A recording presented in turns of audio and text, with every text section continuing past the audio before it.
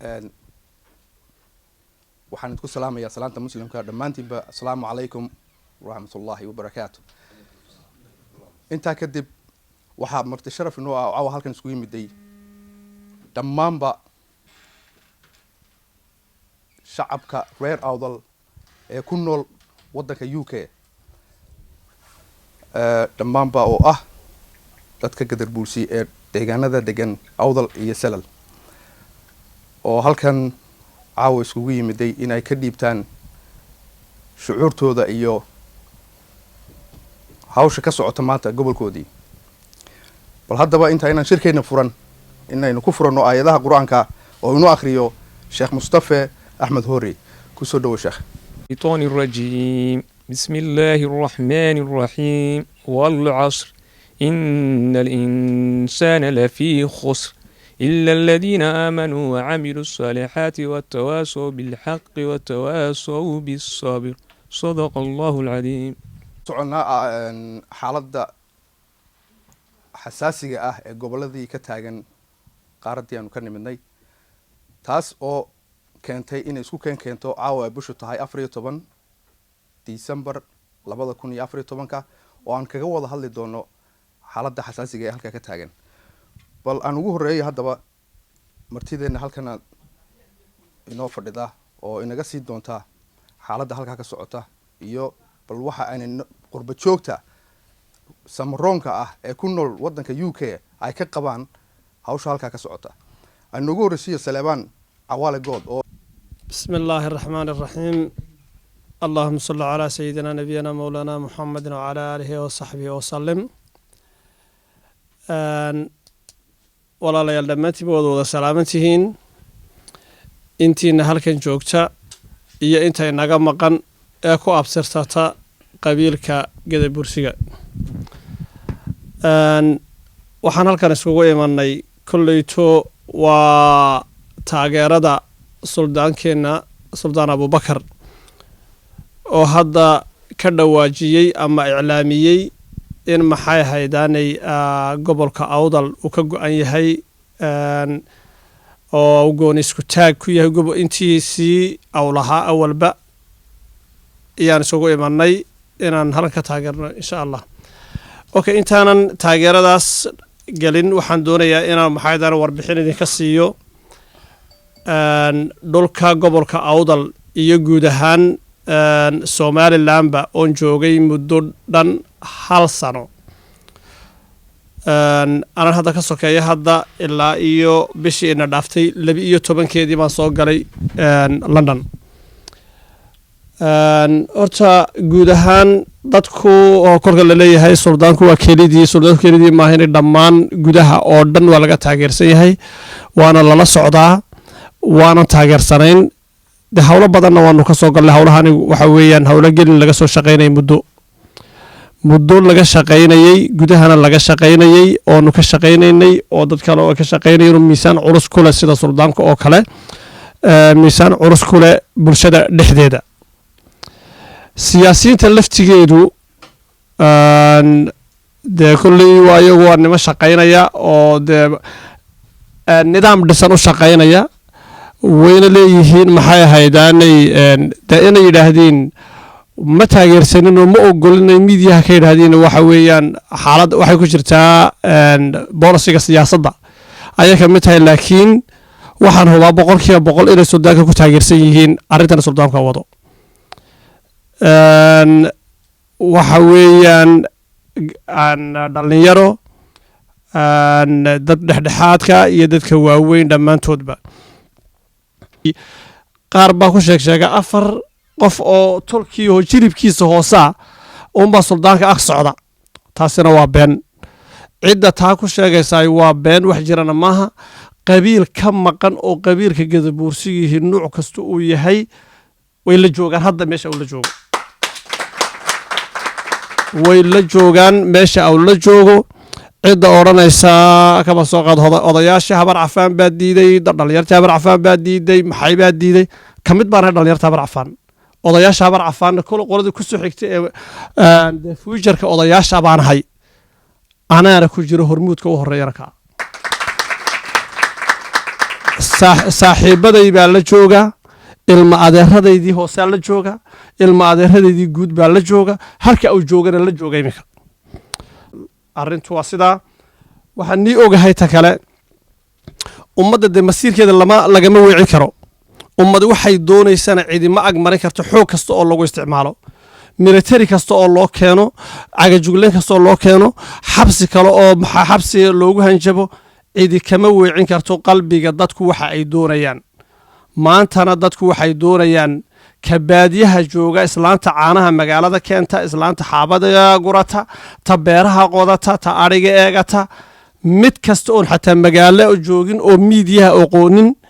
oon raadiyoya dhegaysanin korkaad la sheekaysato diyaar bay u tahay inay dhulkeeda aayaheeda caruurteeda iyo dadkeeda iyadoo ay ka tashato aw dadkeeduna u taliyaan aana cid kalena u talinin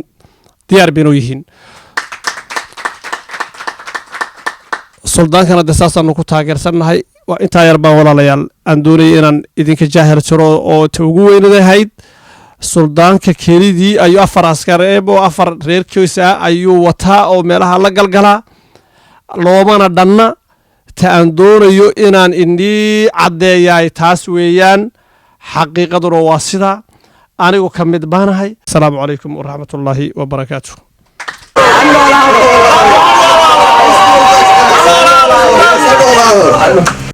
أعوذ بالله من الشيطان الرجيم بسم الله الرحمن الرحيم والصلاة والسلام على رسول الله وعلى آله وصحبه أجمعين أما بعد لما شعبك ما أنت ماشي نسوي مرتو حديث صلى الله عليه وسلم رالي أنا حوجة هرجع بقى هي منطقة لون تضيع حرام ما أنت وحين هركن السون نمد قضية داود كينو كسر عصبوناتي منطقة ناي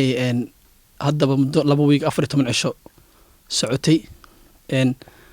runtii taasoo mataqaanaa suldaan abibakar cilmi wabar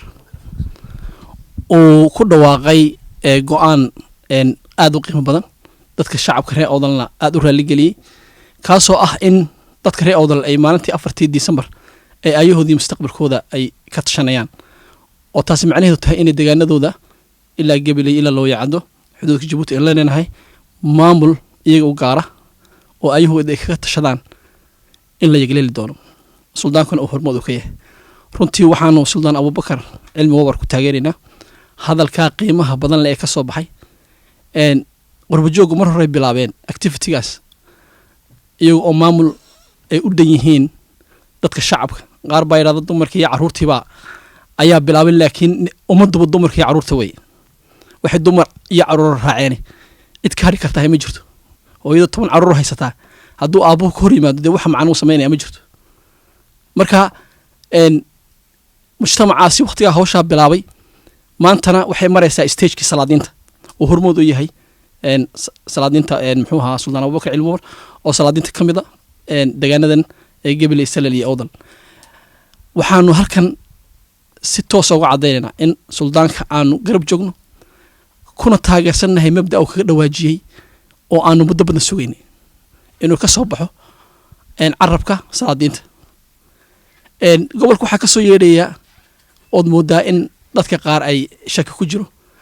suldaanka annaga waxaanu runtii aanu qiimeynaynaa hadalka uu ku hadlay ee uu yidhi danta ummaddan ka shaqaynayaa waxaan ka shaqaynayaa in ummaddan aayaheeda iyo mustaqbalkeeda ay iyadu gacanteeda ku qabsato waa qof qowl leh waa nin diin leh waa nin aqoon leh marka waxaan ku tixgelinaynaa hadalkaa uu yidhi taasaanan anagu ku taageerina kuna ag taagannahay waxaanan ragga dabandaamyada wada ee digta iyo qacda iyo hanjabaada ka wada hargeysa waxaan dad walaalayahay oo isag degan waxaa fiican ixtiraamka iyo nabadgelyada iyo walaaltinimada qof uu qori iyo xabada wax u taraysahay ma jirto qof loogu hanjabayaa waanu ku qabsanaynaa cid la qabsaday cid hore loo qabsatay ma jirto marka waxaa wanaagsan in si sharaf lagu wada noolaado haddii taa la garan waayana dee qoriga ciday dan u tahay ma jirto qof aan qori adeegsan karin ma jirto marka mujtamac waxaan u sheegaynaa in dadku ay dadkani go'aansadeen ay ayahoodii ka tashadaan dad walaalo oo darisa oo laba maamula oo ixtiraam kala mudan inayna noqono ayaan jeclahay inay ummaddani go'aan ku gaadhay suldaanka mid baan rabaa abubakar inaan fariin halkan uga gudbiyo howlahan oo kale markuu qofku galo waxaa soo wajahaa caqabado aad u fara badan oo waxaa iman doonta in suldaanka shuruudo loola yimaado in ballanqaadi loola yimaado in darajada uu taagan yahay iyo hanka uu leeyahay wax ka hooseeya loola yimaado taasi suldaan abubakar waxaan leeyahay inaad ka foojignaatid haddaad ku dhacdid trapkaas ama waxyaalahaas ay rabaan rag siyaasiyiin oo gobolka joogaahay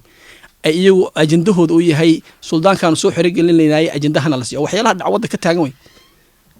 markaa suldaanka waxaan leeyahay inuuna ku dhicin trapkaas uu ka digtoonaado waayo ummaddan masiirkeed ayuu maanta hogaamiye u yahay oo uu mataqaanaa go-aan ku qaatay inuu iclaamiyo in ummaddani ayaheed ay ka tashato waxaan rabaa inaan ka hadlo kalo mas'alo runtii anuu internetka ama newska mar walba aan ka maqlo shacabka reer awdal runtii ay aad ama qoraalada ugu qoraan ama qoraaladan ay u gudbiyeen mataqaanaa ninkan siinaanya la yidhahda maamulka hargeysa madaxka oo ereyadaas isticmaalan waa tabasho iyo cabasho waxaan odhan lahaa ereyadaa in la iska joojiyo hargeysa idinma soo cabato wax idinma weydiisato xamar kismaayo uma cabato boosaaso muqdisho uma cabato waa inaad tashataan haddaad tashataan caban maysaan laakiin mujtamacu ereyga tabasho iyo cabasho oo maxaad ka tabanaysaa maxaad iska cabanaysaa haddaad tashatid caban maysid tabanna maysid marka ereygaana waxaan ka odhan lahaa mujtamaca meel kasta ay joogaan qurbo iyo gudaba inay ereyga iska ilaaliyaan waxaan u cabanaynaa waxaan u tabanaynaa waa ereya waxa weeye xaaraana weye oo qofka muslimka mataqaana aan sharaf u hayn ta kale shir baa ka dhacaya December 30keeda haddaan anagu qurbo joog nahay shirka isaga hadday salaadiintii iyo cuqaashii waxgaradka riijku isku raaceen waan soo dhaweynaynaa waan taageeraynaa inay ayahooda mustaqbalkooda ay ka tashadaan intaasaan kaga baxayaa hadduu ilaahay yidhahdo asalaamu calaykum waraxmatullahi taala wabarakaatu سليمان عوالة جود آدي أدبض ما سنتين يفوسي الشيخ عبد الرحمن ورفاه وكدواتي تدك قربة شوكتا آية سمرون أي قدر بولشي بيلاها دقن أوضل إيه سلل تاقر هذا وين إيه بوحدة أي موچين أيان إني كو تاقر سيهين كو آنا دا السلطان كودو وكدواتي أدبض ما سنتين مرلبات أنا إمي كان يدكو ريتيو مصطفى معاذ الله وقرب كي يفرديه السلام عليكم ورحمة الله وبركاته horta dhammaan aad baad u mahadsantihiin dhalinyarada odayaasha iyo mataqaanaa haweenka ka soo qayb galay kulankan maanta ah ee ah baaqa taageerada suldaan abubakar cilmi wabar arrinka ku soo kordhay gobol ahaan ama xaaladda jawiga cusub ee awgalay anigu ku dheeraan maayo xaaladda cusub ee gobolku maanta galay anigoo ka mid ahaa hormuudka howlwadeennadii hawshan ku jiray ama suldaanka baalasha u ahaa kuna hadlaya maanta afka ama jabhadda mataqaanaa maanta u xadhka xiratay inay gobolkaasi ay xorayso waxaanan ugu dheeraanin raggii hore ayaa ka dhiibtay araar dheer ku dheeraan maayo xaaladaha keenay ku dheeraan maayo duruufaha iyo sababta ay ku timiday oo nin kastiba uu ka dherigsan yahay waxa qura aan rabaa inaan ka hadlo dadka inaanay u qaadan sidaa u sheegeen inamadii iga horreeyey ama raggii aan hawshan ku soo wada jirnay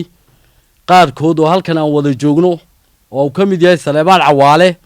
hawshani hawl suldaanka ku kooban oo maanta ku timiday caadifad ma ahayn waxa ay hawl muddo dheer la soo waday oo la soo la fagurayay oo dhammaan inta gobolka gudihiisa joogtaana ay ka dherigsan tahay aragti ahaan iyo action ahaanba waxa laga yaabi karaa in la is yiraahdo waqtigeedii waxbay ka soo degdegtay iyadoo aan ku jirnay la faguridda iyo isku keenidda aragtiyada kala duwan ee ama ka jira dibadaha ama ka jira gudahaba waxaan aaminsanahay inay xitaa ku qanacsan yihiin kuwa u shaqeeya maamul isku sheega Hargeysa ka jira inay aragtidan ku qanacsan yihiin iyadoo oo aan marlabaadna ugu baaqayo hadday xubno shaqaale ay yihiin hadday xubnaha ugu sarreeyay yihiin inaan halkan ay uga bisishaa xilal ka ahayaan kuwa ka ballaaran oo aan xirsina u mareen calina u mareen ya ayaa iyagana waxaan ku boorinayaa oo aan leeyahay walaalahayow waxa gacanta ama miiska idiin saaran xilalka leesan kuwa ka fiican oo aanad cidnaba u daba fadhiisanayn iyadoo la og yahay oo laga wada dheregsan yahay mataqaanaa xaaladda ninka xilka inaga haya ugu sarreeya uu ku sugan yahay inuu go'doon ku jiro waxaan taa kaga soo gaabsanayaa inta xukuumadda daba socota ee haydaarta daba wada dadka gobolladan ku nool isla markaana weli aan ka quusan ee doonaysa inay dibindaabiyeyso xarakaadkaa maanta bilaabmay waa nimaan quusan isagaa quus ah waxaan idin leeyahay haddaydaad hore u quusan waxaan aan maanta idinkala hadlayna malaa ciyaar bay idinka idinla tahay maalin waxa iman doonta aad odhan doontaan ninkii ilaahay nafta u daayo war sidaa ma moodayn arrinkaba sidaa uma nuhaysan arrinkani waa arrin dheer oo intaasoo dhan inta gudaha joogtina ay ka dheregsan yihiin in badanna aan dadkaan kala kulannay aan ku qanacsanaayeen hawshan hadday suldaan tahay hadday dhallinyaro tahay hadday haween tahay iyo hadday ciidamo tahayba anigoo ku boorinaya nin kastiba kaalintii au kaga beegnaa inuu ka qaato kii gudaha jooga gudaha uu ka diyaargaroobo kii dibad joogana au xerooyinka iska xaadiriyo taa anigoo taa ku dhaafaya waxaan aad u hambalyaynayaa u boorinayaa salaadiinta muujisay wadajirka ee islamarkaana meel qura uga soo jeesatay in arrinkan mataqaanaa iska taagaan laakiin kaalintii laynaga filayo weli maydaan buuxin ayaan leehay salaadiinta odayaasha cuqaasha iyo dhallinyartaba arrinkani wuxuu ahaa arrinkii lala garab joogsan lahaa suldaan abubakar annagoo idinka mahadnaqayna weliba taa wadajirkeed muujiseen idinkana fadhina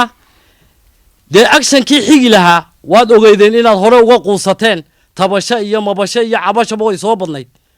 waxa weeyaan maanta laga bilaabo waxa ugu muhiimsan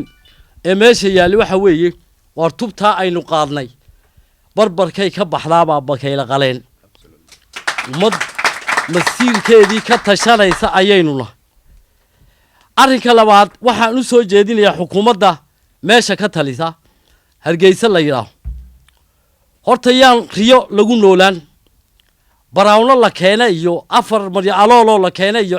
waddankuu xajin maayaan ummaddani way tashatay wada hadal dambe iyo dan iskugu keen hadhayna ma jiro waxaa quri een rabnaa maamulka siiraanye inaan ogeysiiyo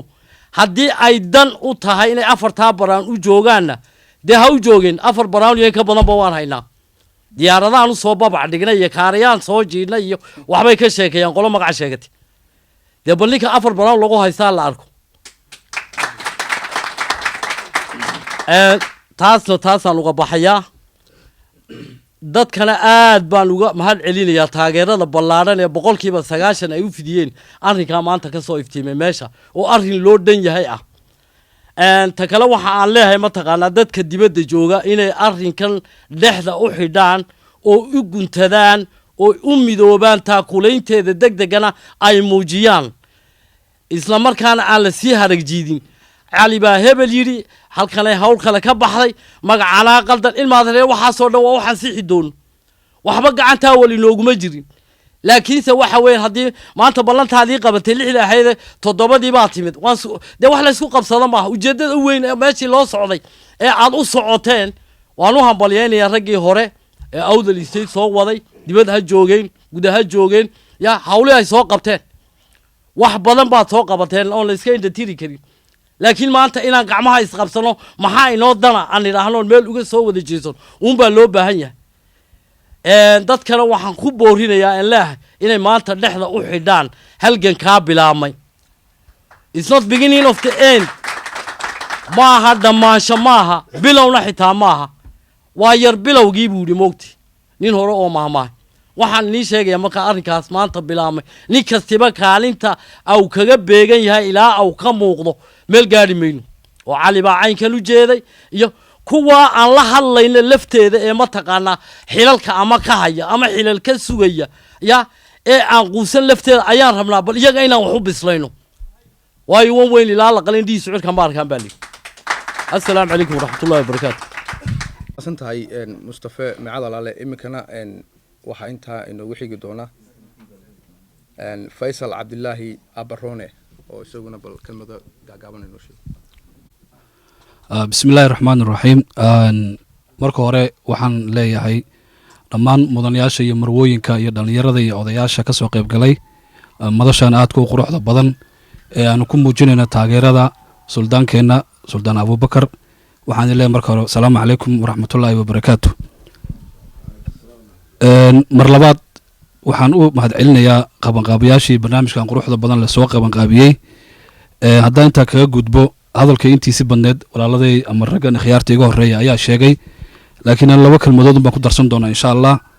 mid waxa weeyaan waa taageerada suldaanka. qofka bila'aadanka waxaa loo baahan yahay inuu leeyahay wax loo yaqaano dareen wadaag. qofka kula dadka ah ama kula dhiigga ah ama kula hadafka ah waa inuu jiro dareen kugu xiri karayo hadalka wanaagsan ee afkiisa ka soo baxa.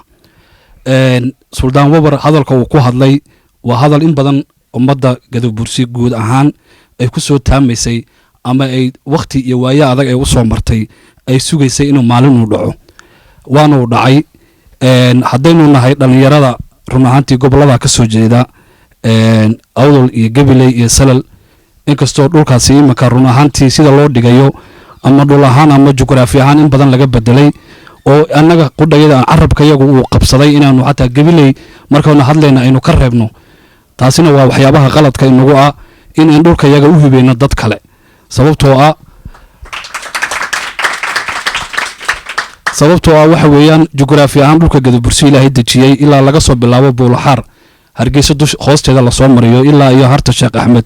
xagga laga galo ee jigjigay ilaa iyo meesaad ka gaariso deetanaada xagga marayso oo aad galbeed markaad u kacdo biyaha dhanaan ilaa Buuraha Carta iyo Jabuuti aad gelayso ay dhulkaas u yaalla Gadabursi oo mid aad u ballaaran ah.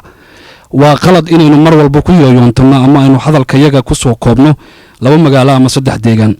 taa haddaan intaa kaga baxo walaalayaal, waxaan doonayaa inaan ku xijiyo run ahaantii waxaa jira waxa loo yaqaano fakhriga ama saboolnimada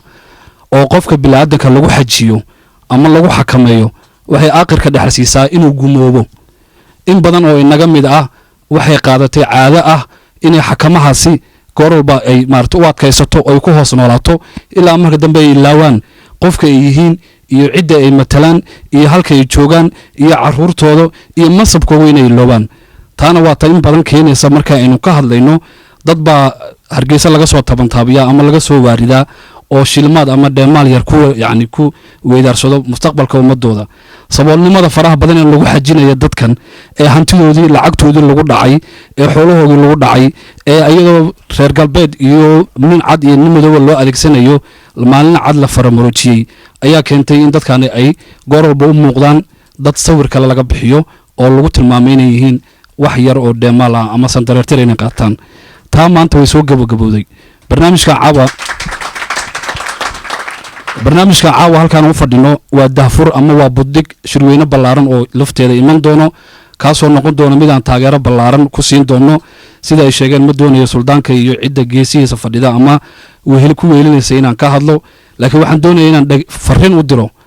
mar walbana aan maqaalo fara badan oo 200 oo maqaalo oo dhiirigelin iyo guwaabo iyo isku xid iyo sharaf iyo karaamo aan walaaladay ama bulshadeeda ugu soo bandhigayay. waxaan doonayaa inaan dhallinyarta Gadabursi ee ku nool dhulka iminkaan sheegay ballaaran inay u istaagaan inay u noolaadaan ama ay u fakaraan ama ay u aragtidooda ay noqoto inay dib u hantaan qofkii ay ahaayeen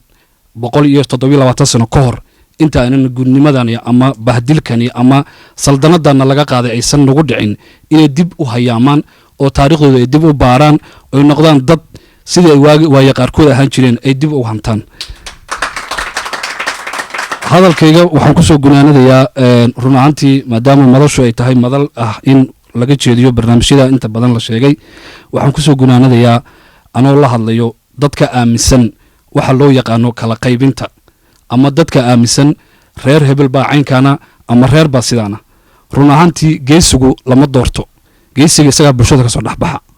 madaxweynaha waa la doortaa, wasiirka waa la doortaa, ugaaska waa la doortaa, laakiin ninka halyeega geesiga ah isagaa bulshada ka soo dhexbaxa misna isagaa bulshada hogaamiya. suldaan wabar waxaan leenahay waa geesi ummadan u soo baxay, isaga inta la fakarkay la aragtida ee arrintan la jaangoysayna waxaan leenahay waad mahadsantihiin. waxaa iman doonta maalin la xisaabtamo. waxaynu qornay oo aynu haynaa diiwaan la yidhahdo diiwaanka mahadhooyinka ee ummaddeena ku soo dhacay ee qaab taariikheed iyo qaab siyaasadeedba ummaddeena ugu soo dhacay diiwaankaasi wuxuu isugu jiraa baraare iyo barqad iyo wanaag iyo dhibaatooyin iyo diihaal iyo rafaad soo maray bulshadeenna bulsho walba oo gadabursiga qof ka tirsan ama gabar ahaado ama wiil ha ahaado labadaa qaybood meel buu ka gelayaa ama dibindaabyada gadabursigu meel ka soo geli ama horumarinta iyo hogaanka bilicda san iyo quruxda badan ee ummaddu meel ka soo geli waxaan idin leeyahay markaa walaalayaal aynu noqono dad isfahma oo dareen wadaagga hadalkayga ku bilaabay uu inaga dhexeeyo ee aynu joojinno hadalladan mar walba laga soo waaridaya meelaha cadowgeenna ama nacabkeenna uu ku noolya ee ah waa reer hebel haddii shalay reer hebel la oranaya oo maanta reer hebel la yidhaahdo berrina reer hebel la yidhaahdo maxaa inaga soo harayo walaalayaal waxa weeyaan doon baynu wada saarannahay hadalkayga waxaan kusoo gunaanadayaa waxa weeyaan in aynu noqonno dad ka midha dhaliyo hadafka ay u socdaan dad calooshooda iyo afkooga uu isleeyahay dad taageeradooda iyo muuqaalkooga uu isleeyahay aynu muujinno waxaynu halkaan u nimid aysana naga muuqato waad salaamantiin wasalaamu calaykum waraxmatullahi wabarakaatu بسم الله الرحمن الرحيم الحمد لله والصلاة والسلام على رسول الله صلى الله عليه وسلم waxaan aad iyo aad ugu mahadnaqayaa dadweynaha halkan iskugu yimid ee ka yimiday outside London ama UK meel walba rag iyo dumarba aad iyo aad baad u mahadsantihiin dhammaantiinba halkan waxaan la isugu yimid maanta waxa weeye baaq inaan maaragtay ka muujinno halkan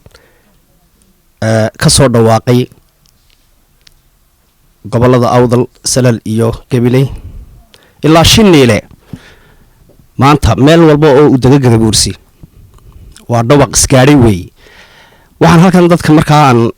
baaq uga direennaa in aan horta taageersannahay suldaan cilmi wabar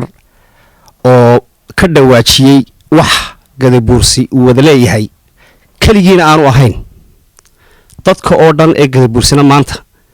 meel kastoo ay caalamka ka joogaan ay ku taageersan yihiin mabdiciisa iyo mowqifkiisa iyo hadalka uu ka dhawaajiyey suldaan wabar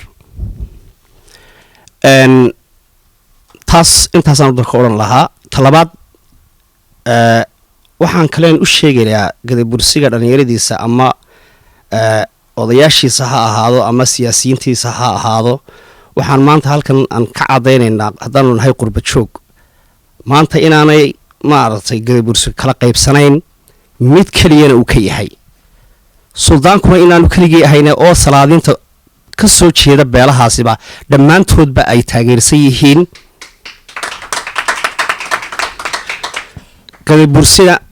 gadabursina uu ka midaysan yahay maanta reer kasta oo uu yahay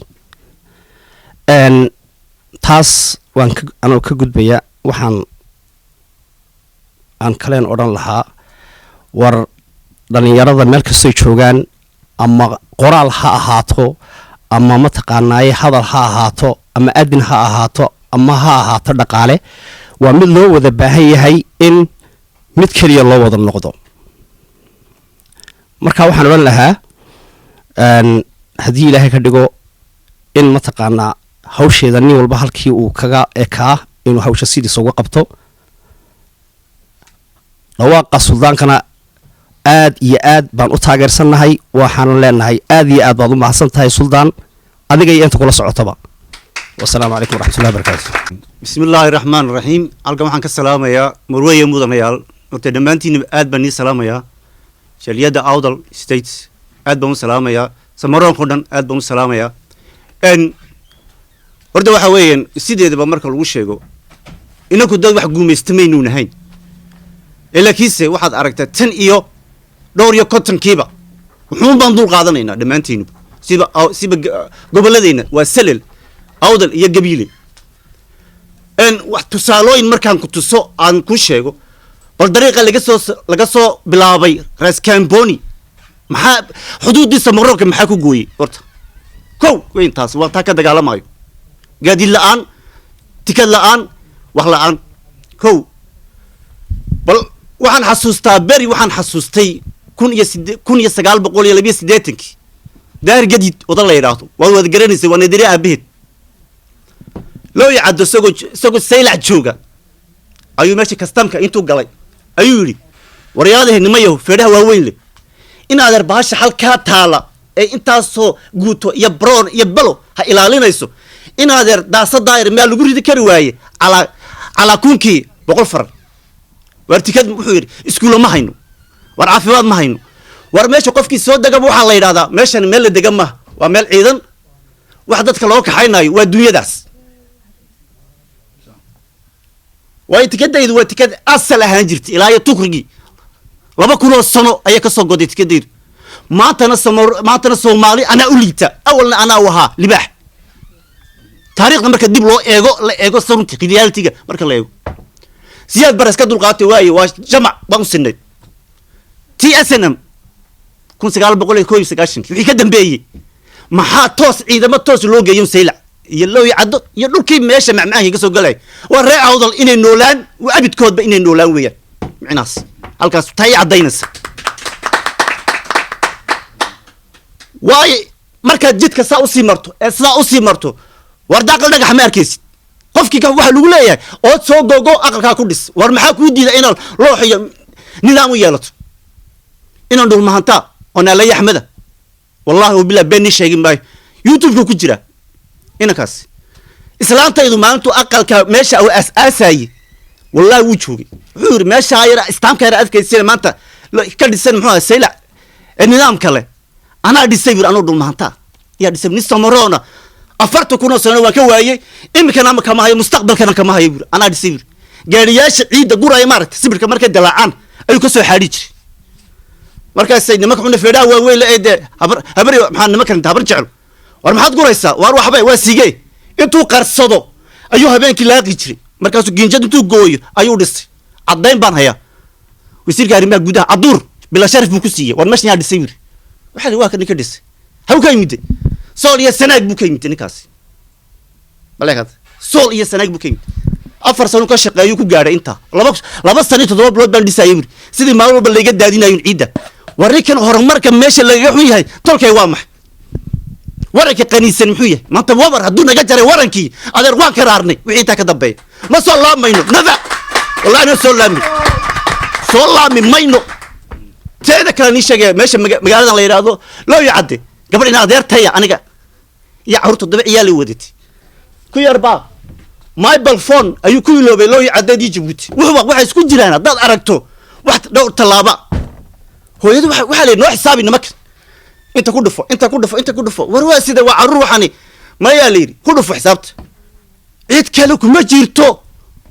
war rag ilkaas asas yahay war waa maxay nimankan anna yahay nalaata lagu dhufo way ku dhufat kiira ku yiri hooyo phone-kayga waxaan ku soo iloobay halka oo noqday soo noqodkii baa istaag dintii har istaag war soo tarbeet lacagta ku bixiyo maya baa leeyri muxuu hawada u soo leefay buu ku leeyahay Djibouti war waxaan wax lagu dhaqlan karo ma hanaadir lagu loola kari maysan lagu loola kari maayo wallahi reecawda hadday maanta wixii ka dambeeya adeer hadday go'aan cad keeni waayeen adeer anaka karaarayna hadeeto walaa oday baan joojinay kuwa imika dhuuta laga dhawaajiyay ma warabno nada ma arki karno kuwa wallahi arki kari waxaan wax la arki karo ma maalin kasta adeer iska fadhi ana fadhiye aabahay baa fadhiye awaawgay fadhi maanta ina kayga ilaag baa maanta leh iska fadhi dulinimadan ya waa asal baan u lahayn war waxba asal ma lahayn waa been yaa ku asal baan u lahayn yaa ku yiri waxba asal ma lahayn libaxiyaan hayna maanta waan la soo baxay libaxiyay taas waana la qaadan karay wabar waan ku taageersanahay halkan ka dhoofay anu Ethiopia tagi waan tagi dhulka Ethiopia aniga iskale waa qaara samaroon baa meesha ah idin qaban kartay ma jirto waligeed sanad ergaa soo dirto wallahi afxabashi tanaasi min naasi waligeed baa ku adasho wallahi wixii maanta ka dhaca دق يفر ولو كلا بحية وأنا السلام عليكم ورحمة الله وبركاته. بسم الله الرحمن الرحيم. أنا قام قاعد جاي فتحية مبين فريد. أرين تمان تمشي كسرعة وأرين أن بلا وهين لما أدنى نقندونين هتا لا يرهدو سعون دونتا هل قدر نسودني ومدبدا أن نكسو ترني وبايمك ummadayadii salaadiintayadii dadkayagii caruurtayadii iyo cid waliba nagu raacday suldaanka maanta baxay suldaan wabar waxaanu lula taaganahay hiil iyo hooba waxaanu la taaganahay wax kasta oo caqabad kasta oo soo baxda inaanu sidaanu uga furfuri lahayn falowgeeda qabano suldaan kalidii jooga maaha salaadiinta gadabuursi oo dhan iyo samaroon iyo dadka dega galbeedka Soomaaliya maanta ee arintani ku saabsan tahay waxaanu rajaynaynaa inay siday tahay maanta ayidsan yihiin qabaana baaqanu ka dirayna anagoo ah halgamayaashii u soo halgamayay awalba dhulka gadabuursi maanta dhan waxaanu ku daraynaa baaq dheeraada oo iyo taageerad dheeraada oo nu siinayna suldaanka. Assalaamu calaykum waraxmatullaahi wabarakaatu. bismillaahi raxmaani raxiim. waxaan maanta halkan shirkan isugu nimidnay taageero aan ku taageerayno suldaankayaga maanta u horseeday dhammaan bulshada gadabuursi taageeradiisaan maanta halkan isugu nimidnay anan inaan ku taageerno aan shirkan maanta isugu nimidnay arrintan aan maanta ku hadlay suldaanku ilaa wiigagan socota waa mid aan ka sugaynay dhammaan ummadda reer awdal iyo salal iyo gabilay dhammaan ummadaas oo dhan waxa aan ka sugaynay baaqaa ka soo yeeray mid la mid ah arrintana waa in muddo badan annagu mid ahaan haddii aanu nahay dumarka reer awdal aan u halgamaynay sidaan uga midho dhalin lahayn ummadayada masiirkooga iyo waxa ay maanta ay rabaan iyo halka ay maanta taagan yihiin iyaan halkan maad aragtaan in badanba uga rajaynayna marka waxa aan leenahay dhammaan ummadda gadabuursi odaya oqaal waxgarad dhalinyaro dhammaan dumarka waxa aan leeyahay in aan gamcaha isqabsano oynu ku dadaalno waxqabadka ummadeena wax loo qabanayo aanan barbar joogsano dhalinyarteena raggeena waxgaradkeena suldaanadeena maanta inoo horseeday wixii aan muddaba raadinaynay iyaan leenahay dumarka ree awdal haddii ay raggooga daba joogsan waayaan waxba ma qaban karayaan waa inaan raggeena aan barbar joogsanaa hil iyo hoona lacag joogsanaa adduunyada waxa wax kala wadaa dumarka ree awdalow waa dumar dumarna haddii ay maanta wax qaban waayaan oon raggooga ag joogsan waayaan wax ka soconayaa ma jirto waxaan baaq dheer u dirayaa haweenka ree awdal iyo salal gabilay waxaan leenahay gamcahaan isqabsanno mid quraynu nahay dan quraynu u soconnaa hal midaynu nahay midnaan kala lihin wixii ina la dhex dhigay la odhan jiray dhowr jilibyaynu kale midnima nihin maanta waxaynu u soconnaa midnimada gadabuursina haddii aan maanta halka ay maanta maraysa aan dabaq aan qabsan weyno wayna la raadcayn dumaroo wayna la raadcayn. wassalaamu calaykum waraxmatullaahi wabarakaatu. acuudu billaahi min ashaytaan arajiim bismillaahi raxmaani raxiim. dhammaan waxaan salaamayaa bulshadan samaroon ee reer awdal ee horteyda soo fadhida rag iyo dumarba waan idin salaamayaa waxaan idinku salaamayaa salaanta islaamka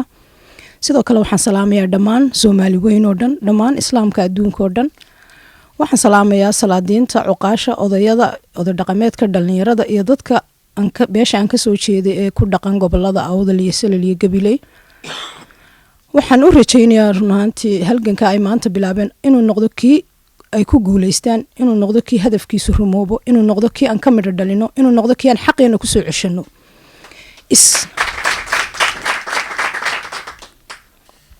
iskamaynaan bilaabin bilaashna uma taageerayno suldaankeena suldaan abubakar cilmi wabar ilaahay cimrigiisa ha raajo ilaahay cimrigiisa ha dheereeyo ilaahay guusha gacantiisa ha soo geliyo dhammaan waxaan ku guubaabinayaa bulshada samaroon dhalinyar iyo waayeel rag iyo dumar haween caruur inay taageeraan inay hadafkooga ka midho dhaliyaan inay xaqooga soo dhicistaan markaan sidaa leeyahay ma nihin dad xaqoogii laga qaato xoog lagaga qaadi laakiin si indirect ama hoos hoosa oo aynaan inaguna dhibsanayna dadka kalena aynu u arkeen inaynaan fahmayn baa laynagu wadaa xuduudaheennii baa lagu murmayaa dhulkeennii baa laynaga saaray waxa laynagaga dhigayaa bulsho ku ah gobolka la yidhaahdo waqooyi galbeed ama somalilan la yidhaha dad minority ku ah in laynaga dhigaa loogu talagalay marka loogu baaqayo dad gobolka awdal gobolka salal laleeyahy dadkii iman jiray malaha waxaan u malaynayaa dadku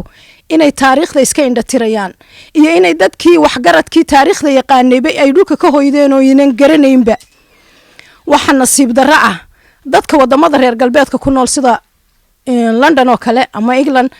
ee muusiyamyada agtooda jooga galaynin warka haynin google gareynayn waxay adal empire ahaan jirtay ama dadkii ku dhaqnaan jiray geeska africa ama boqortooyadii adal lo odhan jiray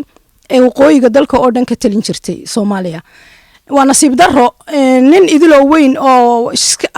weliba siyaasi isku sheegay inuu idhaa meeshayda walaalahaya halkii aad joogi jirteen kaale oo indhaha isku qaqabto sidii bisada waan ka xumahay run ahaantii waan ka xumahay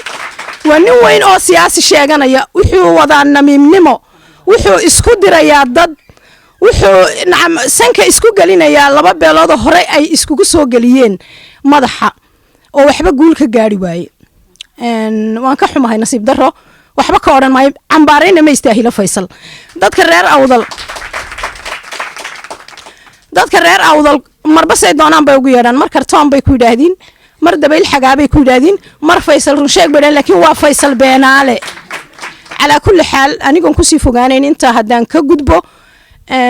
waxaan ka hadlayaa qadiyadda maanta ka taagan gobolka awdal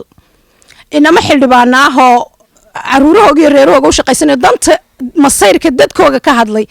ayaa la xidhxidhay markaa laguma xidhin gobolkooga iyo degmadooda waxaa loo gudbiyey meel kale maxay ku tusaysaa taasi ma waa kaa awood badnibaa ma anaa kuu taliya ma waxba ma tiidba ilaa imika ma fahamsani ujeedada xaq bay u leeyihin ka hadlaan masiirka dadkooga iyagaa xakuma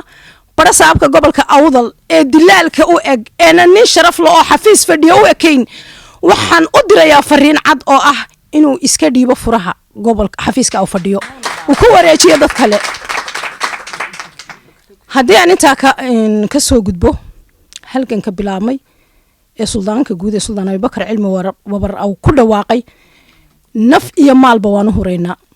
dahabka iyagaan iibinaynaa bannaan ka dhigaynaa iyayna u malaynin dadka reer awdal ama boorima ku dhaqan yayna u malayn inuu aagu boorima noqon doono aagu boorima ma noqon doono hargeysuu noqonayaa iyayna ka cabsoonin xabad baa ka dhacaysa iyo aqal baa dumaya aqalkii dumana dib baa loo dhisayaa kii ku dhiman lahaa ama inanka dhalinyarada naftiisa hurayna badaba wuu ku dhintaa aqalka hooyadiibuu toban iyagoo bilaa shaqa abay dhex fadhiyaan hooyadood suuqa cadceeda fadhida dabayshu indhaha ka dhacdaa nasiib darro waxa ah dadka u haysta inay ciyaartii hargeysa fadhiya ee ku qanacsan kursigooga annagu inamadeeda ma dhaliilayno waa nin shaqo tegay nin walba 10 caruur iyo ubadii reer baa ku salaysan laakiin waa fara ku tiris shaqadooda ha haystaan laakiin iyayna soo faragelinin haddii aanay halganka dhinacooga ka raacaynin ma rabo inaan kusii fogaado waxaan taageersanahay oon hiil iyo hooba la garab taaganahay suldaanka iyo inta ciidanahee garab joogta nin yar iyo nin weynba maaha kaadida cabbi maysiin sidii dadka qaarkii laakiin garawgii iyo caanihii loodee harawaa idinka horeeya waxbana hawalwelina dagaalkana horey ka qaadayeyna hanjabaad iyo RRU baynama ero RRU baan wadaaye maxay baan wadaa biray hubka ka yaaci doonaan waan horaan ugu soo joognay tan waad mahadsantihiin waan idin salaamayaa waan idin soo ducaynayaa halkaa kaga hayaan leeyahay wassalaamu calaykum waraxmatullaahi wabarakaatu الرحمن الرحيم magacaygu waa ifraax sheekh xuseen waxaan taageero iyo hambalyo u dirayaa suldaan abibakar cilmi wabar iyo dhalinyarta iyo dadka mowqifkiisa iyo fikradiisa taageerayo dhan hiil iyo hoob waan kula garab joognaa mar kastaba waan ku aan sugaynay maaha ku imika soo booday halgankani ilaa uu ka dhammaadana oo laga midho dhaliyana waan daba taaganahay waan ku saboor garaynaynaa waan hiil iyo hooba waan ku haynaa adiga iyo dhalinyarta iyo caga juglayna waxba laynagaga qaadi maayo cid kalena oo dhulkiini iyo dalkiini baa joogtiin ninka dhulkiisa jooga unbaa guuleysanaya guuleystaan leenahay oo nisoo ducaynaynaa wassalaamu calaykum waraxmatullahi wabarakaatu magacaygu waa idil axmed marka hore ilaahay baa mahad iskale halkan isku keen kulmiyey marka labaad waxaan jeclay inaan hambalyo horta u diro suldaankeena suldaan abubakar cilmi wabar oo qaatay runtii go-aan geesinimo leh kaasi oon in badan sugaynay runtii haddaan nahay shacibka reer awdal suldaanka iyo dhammaan salaadiinta kale iyo dhammaan dhalinyarta iyo qof kasta oo maanta go-aankaasi suldaanka ku garab jooga oo taageeraya hambalyo gaaraan u dirayaa marka kale waxaan jeclay inaan baaq u diro reer awdal waxaan jeclay maanta reer awdal iyo selal iyo gabiley inaad isku duubni muujisaan inaad midnimo muujisaan maanta waa maalin loo baahan yahay inaan yar iyo weyn rag iyo dumar aan dhammaantayo isku duubnaano dhammaantiin waxaa laynooga baahan yahay inaan suldaankeena maanta xaqa u diriraya waa suldaan xaqeenii u diriraya waa suldaan raba shacabka reer awdal dhulkoogii iyagoo dhulkoogii jooga ay maanta heli kari laayiin inay helaan waxa weeyaan dhibaatada dadkeena haysa waxa weey waxaan nahay dad sidii qof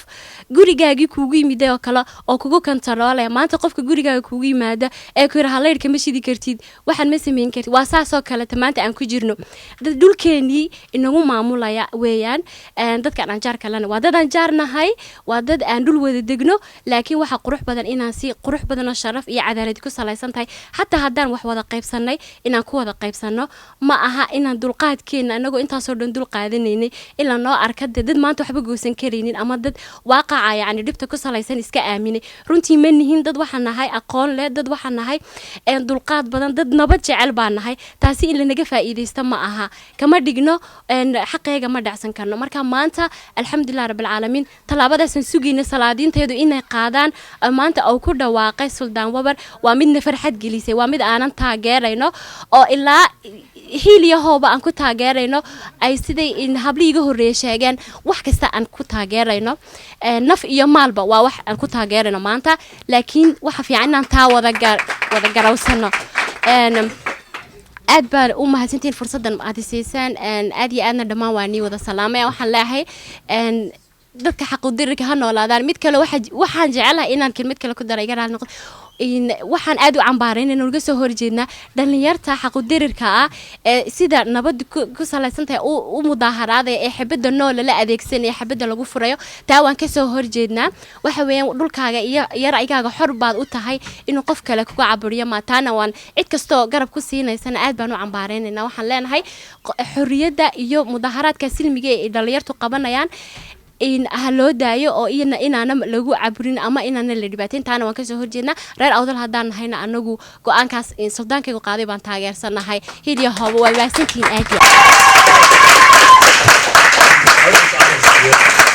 talisayaal garidu kugu xeerantay waxaa lagu gacan qabtaayo ummadu ku badbaadisaa adoo tagalay dadaal waxaad gaadhi waydaye dantaadu ka gaabisaa dadaal lagu sii kabaa haddana gurigaagan dumay gadeedu dhisbaad lahayd walee gobolaxsanoqoy garaad maran baad sidaa cid kaloo ku waabtageed waa kii gabalka dumaa dad isgabay lama galo abaaley samaronow garo intaa dad isgabay lama galo abaaley samaronow garo intaa bismillaahi raxmaan raxiim waxaan ka hadlaynaa anagu caawa aan halkan iskugu nimidnay in aan shucuurta iyada muujino gobolkayaga in ciidanka lana duldhigay sidii waxaan nahay dad soo galleeytiya dhaqsiya badan si aan xuduud lahayn looga qaado ayaan anagu ku taageersannahay dadkayaga waxaan doonaynaa in awlaadayada rasaasta lala dhacayo iyo dhibaatadana lagu soo maxaanku dhahdaa had iyo jeer goboladayada haysata inay ummadani naga dayso de waxaan u malaynayaa annaga waxayagii unbaana dilay xaqayagii unbaa annaga lalaynayaan u malaynayaa waayo bini aadanka waaba kala baxeeno imiga wixii layskugumaba imanayo waxbaan wada lahayno waxbaad samayseeno waxbaad ku dhisateen haddana wasanaa laydiin gelaya taasi midaan aqbalayna mahay sida ugu dhaqsiya badan 24 saacadood gudahood waa in lagaga qaadaa ciidankan yaalla wadanka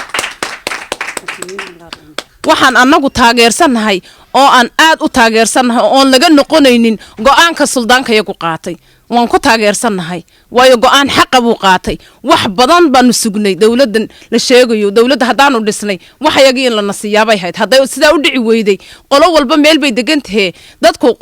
in walba halkii alla ku beeray ayay deganaanayaan siday annaga naga go-anina waa sida suldaanka yagu qaatay laga noqon maayo awlaadda iyadana rasaas lanoogu jawaabi maayo annagu taasaan go-aansanay waxa weeyaan dadka ree awdal baan la hadlayaa dadka ree awdal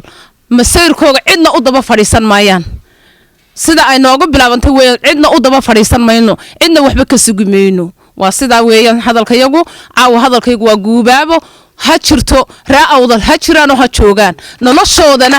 noloshoodana u daba fadhiisan maayaan cidna waxba weydiisan maayaan kuwa baryootamana manihin annagu ninbaa shalay tolya halkan ka nacnaclahaayoo lahaa reer jabuuti ha soo galan wadanka annagaa leh xaqa dadkii u lahaabaa joog waxba cidna laysku dhifan maayo anagu dadka waan wada degnaa waa walaalahayo waad fahanteen marka sidaas weeyaan arrinka iyagu caawa haddoo la yidhaa asalaamu calaykum waraxmatullaahi wabarakaatu halkan waxaan ka salaamayaa dadkayaga halkan iskugu yimiday aad iyo aad baad u mahadsantihiin sidaad isku soo xilqaadeen sidaad u timaadeen halkan sidaad u taageeraysiin dadkeenna waxaad arkaysiin dhibaatada ina haysata waxaa ina haysato qolo oo la yidhaahdo snm la yidhaahdo yaa ina haysato dhulkeennii qabsatay oo dowlad iska dhigaysa dee anagu ma aqoonsanin dowladda somalilan baa la yidhaha laakiin anagu qolaan u aragnaa qoladaasina waxaan u arkaynaa inay maxay rabto inay qolooyinka kala qabsato annagu raalli kama nihin mana rabno dadka iyaguna waxaan doonaynaa inay iska daafacaan ilmaha yagii caruurteeda lala dhacay rasaastana inaan maxay ay nooga baxaan baan doonaynaa dhulkayaga suldaanka yagana waan taageeraynaa dadka yagana waan taageersannahay inta naga soo horjeeda ee snmta raacdayna siday raacday ha u raacdo sida u raacday ha u raacdo marka uma baahnin moogtahay inay annaga nagu soo noqdaan oo yidhaahdiin suldaankan anagu noo suldaan yahay annagaa taageersan meel kastoon joogno gadabuursi waan isku raacnay mana rabno in isaga la qashaqasheeyo waxaan u baahannahay waxaan rabnaa inaan taageerno hiil iyo hooba waan garab taaganahay wasalaamu calaykum waraxmatullaahi wabarakaatu bismillahi raxmaan raxiim assalaamu calaykum magacaygu waa luula xadi weeyaan anigoo ka hadlaya magaca rag iyo dumarba ree awdal ku hadlaya waxaan leeyahay assalaamu calaykum talabaad waxaan leeyahay suldaankayagu xaq buu ku joogaa waanu taageersannahay kuwa iyagu anagu dowlad uma aragno dowlad bay isku sheegaan somalilan maaha dowlad waa community aynu wada galnay baynu ahayn communitygii markaa iyagu ay gooni u qaateen oynaan dadkii kale la sameeyey inay ka saaraan doonayaan oy ku dul socdan ay doonayaan ree awdal laguma dul socon karo kuwa u shaqeeya ee la joogaana waa dad sidii caraba markii loo dhoofiye shaqada loo doonaya u shaqa doontay weeyaan say doonaan markaa iyagu ha hadlaan way beriskooga bislaysanayaan iyagu waxaan leenahay kuwaasna way naga tirsan yihiin ha naga tirsanaadaane waa rag iska shaqa taga halona way noo soo noqon doonaanun dhib ma laha waxaan leeyahay suldaanka iyagu xaq buu ku joogaa waan taageersannahay dhinaciisaanu joognaa iyo hoba wanaag joognaa wasalaamu calaykum waraxmatullahi wabarakaatu anigoo dhool daahira waxaan halkan ka leeyahay suldaanka iyaga noo kacay maanta ee maxaan dhaday dadkii oo dhan ka wada maxaan dhaday maasha allah maanta magac gadabuursi u yeelay ama samaroon siciid waan taageersannahay kamana hadhayno dowladdii annagu aan dhisnay een maxaan dhaday mowqifkeega lahayneen 22 sannadood horteed dhisnay inay annaga maanta falastiin nagu noqoto oon maxaan dhahday maanta annaga ciidana na soo dhigtay carruurtayda iyo dumarkayga ka cabsiisa waa ayaan daradaana waxaa noo dhigay raggayagii waaweynaa ee dhallinyartii ka waaweynaa maanta dhallinyartayadii baa noo kacday markaa maasha allah suldaanka iyaga waan taageersannahay waanan daba soconaynaa sidaa iyo nabadgelyo kulley caawa halkan waxaynu isugu nimidnay waanu wada ognahay taageerada aynu u muujinayno suldaankeenna hadlay kaas oo ka hadlay wax maad aragtay xaqiiqa ah oo meesha ka jira waxaan leenahay waan ku ag taaganahay suldaan abubakar cilmi wabar oo mar walba maad aragtay suldaan da'yar ah run ahaantiina ka dhawaajiyey wax aan sugaynay muddo badan haddaanu nahay dhallinyarta ka soo jeeda deegaamada maamul goboleedka awdal state ama gobolka awdal ee waqooyiga soomaaliya waxaan leenahay waan ku ag joognaa waan ku taageersannahay halgankuna waa uu soconayaa salaadiinta kalena waxaan rajaynaynaa sidaa iyo si la mida inkastoo qaarkood ay soo socdaan ay hadleen maanta qaarkood annagoo gebi ahaantoodba ay wada yihiin salaadiintayadii waxaanu rajaynaynaa mar walba oo aanu haddaanu dhallinyartii gobolkaa nahay in wax iyaga aynaan u daba fadhiisan qof kale waxaan caawa caddaynaya anu ahaan halkan inaanay waxba naga maqnayn wax alla wax naga maqani ma jiro wax saamiyo naga maqani ma jiro dhulka yaga annagaa iskale annagaa u tashanayna ninka hargeysa joogina dhulkiisa isagaa iskale marka waxaan leenahay dad walaalaha oo wada dhashay baynu nahay nin walba meeshiisa ha ku ekaado saasaana qurux badan haddii dee qof kasti ku ekaan waayo halkiisana saynu wax isku fahansiinayno waynu garan karnaa marka waxaan leenahay suldaankayaga mar walba waanu ku garab taagannahay dhulkaaga isagoo xora oo aad xoraysay oo inta kalena ay kugu garab taagantahay annaguna aan kugu garab taagannahay waynu wada iman doonaa oo talada innagu aynu wada leenahay walaalaha iyaga kale ee jooga meesha ee maad aragtay aanu arkayna hadalkooga iyo sida ay u hadlayeen ee dhulkii joogana waxaanu leenahay waynu idin ag taagannahay mar walba kuwa kale ee lagu xadgudbay maanta ee maad aragtay dhibaatadu waxa weeye dhibaatada waa laga bixi doonaa runtuna runteeda iman doontaa waana lays arki doonaa waana la xisaabtami doonaa qof kastina waxa uu yahay buu noqon doonaa marka waxaan rajaynaynaa midnimo iyo in lays ag taagnaado iyo in lays ixtiraamo salaadiinteennana aan ixtiraamno salaadiinteennuna iyaguna ayna ixtiraamaan dhallinyartooda iyo rabitaankooga waan mahadsantihi